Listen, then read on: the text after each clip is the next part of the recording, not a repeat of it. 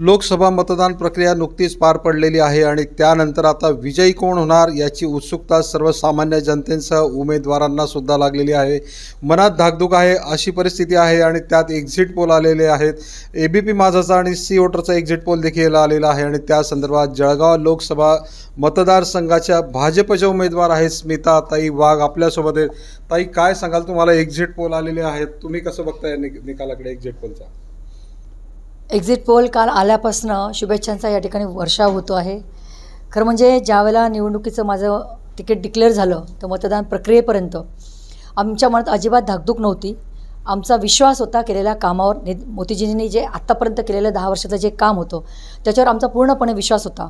त्यामुळे जनतेत असलेलं काम आणि आमचे नेतृत्व सन्माननीय पंतप्रधान नरेंद्रभाई मोदी, अमितभाई शाह, जे.पी. नड्डाजी, आमच्या महाराष्ट्राचे आमचे देवेंद्रजी फडणवीस साहेब, शिंदे साहेब, तसेच आमचे संकटमोचन सन्माननीय गिरीशभाऊ महाजन, आमचे गुलाबभाऊ, अनिलदादा, आमच्या ह्या जळगाव लोकसभेतले सगळे आमचे आमदार मंगेशदादा, राजू मामा, चिमनाबा, किशोरप्पा आणि आमच्या सगळे महायुतीचे सगळे सन्माननीय पदाधिकारी या सगळ्यांनी अतिशय अतोनात कष्ट केले, मेहनत केली, जनतेपर्यंत पोहोचले आणि मला जनता जनार्दनावर नक्की विश्वास आहे की त्यांना सगळ्यांना एकदा पंतप्रधान नरेंद्रभाई मोदींना पंतप्रधान करायचं आहे आणि त्याच्यासाठी जळगाव लोकसभेची ही सीट चांगल्या मताधिक्याने या ठिकाणी निवडून येईल याचा मला विश्वास आहे। मागचं जर वातावरण बघितलं तर विरोधकांनी सातत्याने तुमची उमेदवारी जाहीर झाल्यानंतर उमेदवार बदलला जाणार अशा वावड्या उठवलेल्या होत्या, त्यानंतरही आपण पुन्हा एकदा लढा दिलेला आहे।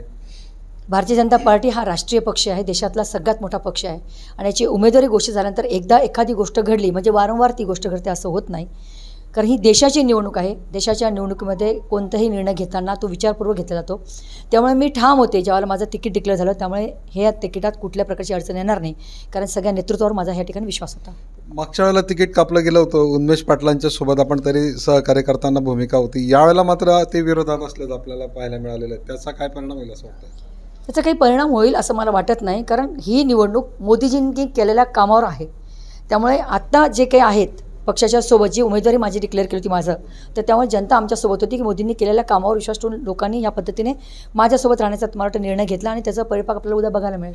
तर एक्झिट पोलचा जर विचार केला तर मोदी पुन्हा एकदा तिसऱ्यांदा पंतप्रधान होताना आपल्याला बघायला मिळतं आहे, मात्र राज्यातली परिस्थिती थोडीशी वेगळी दिसते, टक्का घसरल्याचं बघायला मिळतं आहे पोलचा विचार केला तर। उलट जळगाव लोकसभेचा 1.5% मागच्यापेक्षा वाढलेला आहे, हा पहिला इथला मुद्दा आहे। मतदानाचा टक्का वाढलेला आहे आणि राहिला प्रश्न एक्झिट पोलचा, तर मला असं वाटतं अजून थोडे तास राहिलेले आहेत, आपल्याला त्याचा परिणाम बघायला मिळेल असं मला वाटतं। नक्की या ठिकाणी सांगितलं पाहिजे। विरोधकांनी दावा केला आहे की बाबा आम्ही सुद्धा विजयी होणार, लाखाचा प्रत्येकजण आपले दावे प्रतिदावे करत राहणार आहे निकाल लागेपर्यंत। निकालानंतर सगळं थंड होईल। तुम्हाला काय वाटतं कितीचा लीड मिळणार आहे तुम्हाला? दूध का दूध पाणी का पाणी व्हायला अवघे तास राहील, त्यामुळे आपल्याला निर्णय लवकरच कळेल। तर या होत्या स्मिताताई वाघ, त्यांनी असं म्हटलेलं की दूध का दूध आणि पाणी का पाणी काही तासांवरती आहे, लवकरच निर्णय होईल आणि सगळं वातावरण शांत होईल अशा प्रकारची प्रतिक्रिया त्यांनी आपल्याला दिलेली आहे। चंद्रशेखर नेवे, एबीपी माझा, जळगाव। एबीपी माझा, उघडा डोळे बघा नीट।